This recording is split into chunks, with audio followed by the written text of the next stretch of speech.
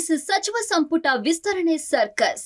High command ಜೊತೆ ರಾಜ್ಯ ನಾಯಕರ ಚರ್ಚೆ. ವರಿಷ್ಠರ ಸಮ್ಮುಖದಲ್ಲೇ ಪಟ್ಟಿ ಫೈನಲ್. ಡಿಕೆ ಸರ್ಕಾರದ ಸಂಪುಟ ವಿಸ್ತರಣೆ ಕಸರತ್ತು ಮುಂದುವರೆದಿದ್ದು, ಇವತ್ತು ಸಂಪುಟ ಸೇರುವವರ ಪಟ್ಟಿ ಫೈನಲ್ ಆಗುವ ಸಂಭವ ಇದೆ. ಈಗಾಗಲೇ ವರಿಷ್ಠರ ಬುಲಾವ್ ಹಿನ್ನೆಲೆ ಸಿಎಂ ಡಿಕೆ ಶಿವಕುಮಾರ್, ಮಾಜಿ ಸಿಎಂ ಸಿದ್ದರಾಮಯ್ಯ, ಕೆಪಿಸಿಸಿ ಅಧ್ಯಕ್ಷ ಹರಿಪ್ರಸಾದ್ ಒಂದೇ ವಿಮಾನದಲ್ಲಿ ದೆಹಲಿ ತಲುಪಿದ್ದಾರೆ. ಸಂಪುಟ ವಿಸ್ತರಣೆ ಸಂಬಂಧ ಹೈಕಮಾಂಡ್ ಜೊತೆ ಮಹತ್ವದ ಚರ್ಚೆ ನಡೆಸಲಿದ್ದಾರೆ. ಹೈಕಮಾಂಡ್ ನಾಯಕರ ಜೊತೆ ಚರ್ಚೆ ಬಳಿಕ ಇವತ್ತು ಅಥವಾ ನಾಳೆ ಒಳಗೆ ಕ್ಯಾಬಿನೆಟ್ ಪಟ್ಟಿ ಫೈನಲ್ ಆಗುವ ಸಂಭವ ಇದೆ. ಕಳೆದ ಬಾರಿ ದೆಹಲಿಗೆ ಸಿಎಂ ಡಿಕೆ ಮತ್ತು ಸಿದ್ದರಾಮಯ್ಯ ಪಟ್ಟಿಯೊಂದಿಗೆ ಹೋಗಿದ್ರು. ಆದ್ರೆ ಆಕಾಂಕ್ಷಿಗಳ ಪಟ್ಟಿ ಬದಲಿಸಲು ರಾಹುಲ್ ಸೂಚಿಸಿದ್ರು. ಅಲ್ಲದೆ ಹೊಸ ಮತ್ತು ಯುವ ಮುಖಗಳಿಗೆ ಪಟ್ಟಿಯಲ್ಲಿ ಆದ್ಯತೆ ನೀಡುವಂತೆ ಸೂಚಿಸಿದ್ರು. ಹೀಗಾಗಿ ಬದಲಾದ ಪಟ್ಟಿ ಜೊತೆ ಡಿಕೆ ಮತ್ತು ಸಿದ್ದರಾಮಯ್ಯ ದೆಹಲಿ ತಲುಪಿದ್ದು, ರಾಹುಲ್ ಗಾಂಧಿ ಸಮ್ಮುಖದಲ್ಲಿ ಸಚಿವರ ಪಟ್ಟಿಗೆ ಒಪ್ಪಿಗೆ ಮೊಹರು ಬೀಳಲಿದೆ. ಇನ್ನು ಸಂಪುಟ ವಿಸ್ತರಣೆಯಲ್ಲಿ 17ರಿಂದ 18 ಸ್ಥಾನ ಭರ್ತಿಯಾಗುವ ಸಾಧ್ಯತೆ ಇದೆ. ಆದರೆ ಚುನಾವಣೆ ದೃಷ್ಟಿಯಿಂದ 20 ಸ್ಥಾನ ಭರ್ತಿ ಮಾಡುವ ಲೆಕ್ಕಾಚಾರದಲ್ಲಿ ಹೈಕಮಾಂಡ್ ಇದೆ. ಆದರೆ ಭವಿಷ್ಯದಲ್ಲಿ ಬಂಡಾಯ ನಾಯಕರನ್ನ ಸಮಾಧಾನಪಡಿಸಲು ಒಂದೆರಡು ಖಾಲಿ ಬಿಡೋದಕ್ಕೆ ರಾಜ್ಯ ನಾಯಕರು ಪ್ಲಾನ್ ಮಾಡಿದ್ದಾರೆ. ಹೈಕಮಾಂಡ್ ಅಂಗಳದಲ್ಲಿ ಕ್ಯಾಬಿನೆಟ್ ಲಿಸ್ಟ್. ಸಿಎಂ, ಮಾಜಿ ಸಿಎಂರಿಂದ 33 ಶಾಸಕರ ಪಟ್ಟಿ. ಹಿರಿಯ ಸಚಿವರ ಬಳಿಕ ಶಾಸಕರ ಪಟ್ಟಿ ತಯಾರಿ. ಸಿಎಂ ಡಿಕೆಶಿ, ಮಾಜಿ ಸಿಎಂ ಸಿದ್ದರಾಮಯ್ಯ 33 ಶಾಸಕರ ಪಟ್ಟಿ ಜೊತೆ ದೆಹಲಿಗೆ ತೆರಳಿದ್ದಾರೆ. ಸಿಎಂ ಡಿಕೆ ಹಾಗೂ ಮಾಜಿ ಸಿಎಂ ಸಿದ್ದರಾಮಯ್ಯ ಮೂಲಕ ದೆಹಲಿಗೆ ತಲುಪಿರುವ ಹೆಸರುಗಳು ಯಾವುವು, ಇವರಲ್ಲಿ ಯಾರಿಗೆ ಲಕ್ಕು ಕುಲಾಯಿಸಬಹುದು ಅನ್ನೋದು ಕುತೂಹಲಕಾರಿಯಾಗಿದೆ. ಪಬ್ಲಿಕ್ ಟಿವಿಗೆ ಡಿಕೆ ಮತ್ತು ಸಿದ್ದರಾಮಯ್ಯ ಕೊಂಡೊಯ್ದ ಲಿಸ್ಟ್ ಲಭ್ಯವಾಗಿದೆ.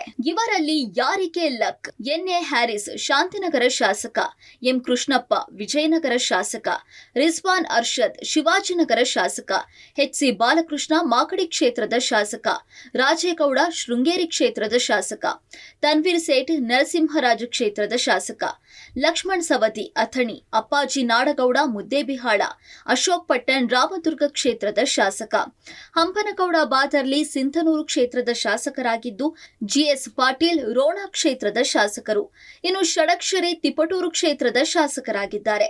ಪೊನ್ನಣ್ಣ ವಿರಾಜಪೇಟೆ ಕ್ಷೇತ್ರದ ಶಾಸಕ, ಜೈನ್ ಗಣೇಶ್ ಕಂಪ್ಲಿ ಕ್ಷೇತ್ರದ ಶಾಸಕ, ನಾಗೇಂದ್ರ ಬಳ್ಳಾರಿ, ರಾಘವೇಂದ್ರ ಹಿಟ್ನಾಳ್ ಕೊಪ್ಪಳ ಕ್ಷೇತ್ರದ ಶಾಸಕ, ಅಜಯ್ ಸಿಂಗ್ ಜೇವರ್ಗಿ ಕ್ಷೇತ್ರದ ಶಾಸಕ, ಬೇಳೂರು ಗೋಪಾಲಕೃಷ್ಣ ಸಾಗರ ಕ್ಷೇತ್ರದ ಶಾಸಕ, ಶ್ರೀನಿವಾಸ ಮಾನೆ ಹಾನಗಲ್ ಕ್ಷೇತ್ರದ ಶಾಸಕ, ಪುಟ್ಟರಂಗಶೆಟ್ಟಿ ಚಾಮರಾಜನಗರ ಕ್ಷೇತ್ರ, ಬಸನಗೌಡ ದದ್ದರ್ ರಾಯಚೂರು ಕ್ಷೇತ್ರ, ಅನ್ನಪೂರ್ಣ ತುಕಾರಾಂ ಸಂಡೂರು ಕ್ಷೇತ್ರ, ರಘುಮೂರ್ತಿ ಚಳ್ಕೆರೆ ಕ್ಷೇತ್ರ, ಶಿವರಾಜ್ ತಂಗಡಗಿ ಕನಕಗಿರಿ ಕ್ಷೇತ್ರ, ಪ್ರಸಾದ್ ಅಬ್ಬಯ್ಯ ಹುಬ್ಬಳ್ಳಿ ಧಾರವಾಡ ಪೂರ್ವ ಕ್ಷೇತ್ರ, ರುದ್ರಪ್ಪ ಲಮಾಣಿ ಹಾವೇರಿ ಕ್ಷೇತ್ರ, ರೂಪಾ ಶಶಿಧರ್ ಕೆಜಿಎಫ್ ಕ್ಷೇತ್ರ, ನರೇಂದ್ರ ಸ್ವಾಮಿ ಮಳವಳ್ಳಿ ಕ್ಷೇತ್ರ, ಶಿವಣ್ಣ ಆನೇಕಲ್ ಕ್ಷೇತ್ರ, ಎಸ್ಆರ್ ಶ್ರೀನಿವಾಸ್ ಗುಬ್ಬಿ ಶಾಸಕ, ಟಿಬಿ ಜಯಚಂದ್ರ ಶಿರಾ ಶಾಸಕ, ಶಿವಲಿಂಗೇಗೌಡ ಅರಸೀಕೆರೆ ಕ್ಷೇತ್ರದ ಶಾಸಕ, ಎಸ್ಎನ್ ಸುಬ್ಬಾರೆಡ್ಡಿ ಬಾಗೇಪಲ್ಲಿ ಕ್ಷೇತ್ರದ ಶಾಸಕ. ಈ ಲಿಸ್ಟ್ನಲ್ಲಿ ಯಾರಿಗೆ ಸಚಿವ ಸ್ಥಾನ ಒಲಿಯಲಿದೆ ನೋಡಬೇಕಿದೆ. ಸಚಿವ ಸಂಪುಟ ವಿಸ್ತರಣೆಯ ಕಸರತ್ತು ಜೋರಾಗಿದೆ. ಸಿಎಂ, ಮಾಜಿ ಸಿಎಂ ಹಾಗೂ ಕೆಪಿಸಿಸಿ ಅಧ್ಯಕ್ಷರು ದೆಹಲಿಗೆ ಹೋಗಿದ್ದಾರೆ.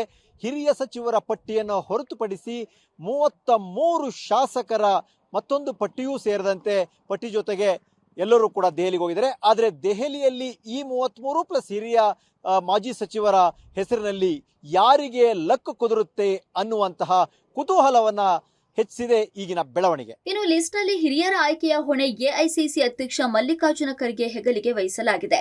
ಡಿಕೆ ಮತ್ತು ಸಿದ್ದರಾಮಯ್ಯ ನೀಡಿದ 11 ಹಿರಿಯ ಮಾಜಿ ಸಚಿವರ ಪಟ್ಟಿಯಲ್ಲಿ ಯಾರಿಗೆ ಅದೃಷ್ಟ ಒಲಿಯಲಿದೆ, ಯಾರ ಹೆಸರನ್ನ ಕೈಬಿಡಬೇಕು ಅನ್ನೋದನ್ನ ನಿರ್ಧರಿಸಲಾಗುತ್ತೆ. 50-50 ಚಾನ್ಸ್.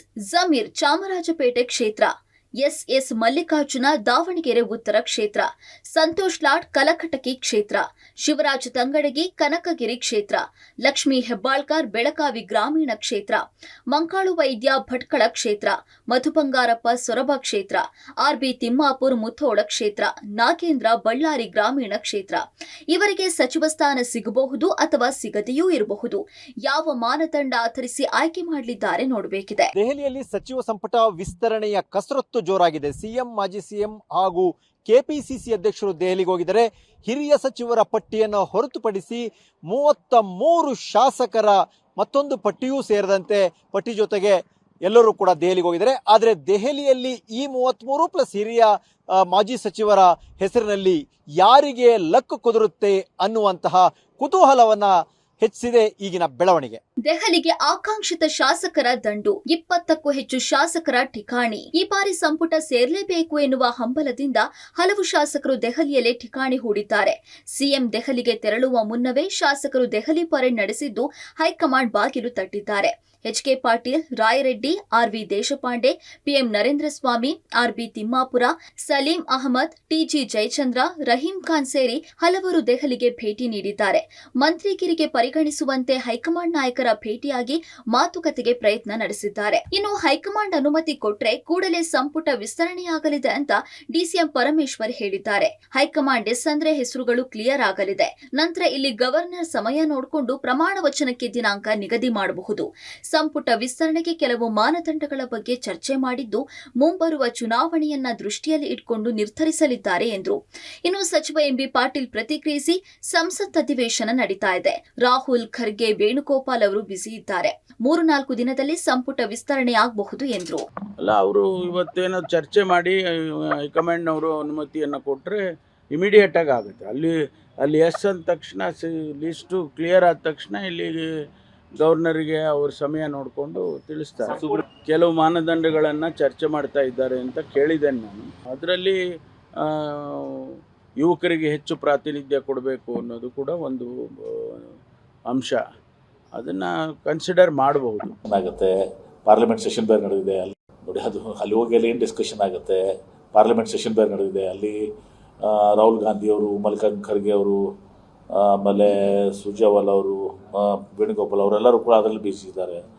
ಈಗ ಚರ್ಚೆ ಆಗ್ತದೆ. ಬಹುಶಃ ಇವತ್ತು ನಾಳೆ ಅಷ್ಟರಲ್ಲಿ ಚರ್ಚೆ ಮುಗಿಬೋದು. ಈ ವಾರದಲ್ಲಿ ಮುಂದಿನ 3-4 ದಿವಸದಲ್ಲಿ ಕ್ಯಾಬಿನೆಟ್ ಎಕ್ಸ್ಪೆನ್ಷನ್ ಆಗ್ಬೋದು ಅಂತೇಳಿ ಎಲ್ಲರೂ ಕೂಡ. ಒಟ್ಟಾರೆ ಡಿಕೆ ಕ್ಯಾಬಿನೆಟ್ ವಿಸ್ತರಣೆ ಸರ್ಕಸ್ ಶೀಘ್ರವೇ ಬಗೆಹರಿಯುವ ಸಾಧ್ಯತೆ ಇದೆ. News desk, public TV.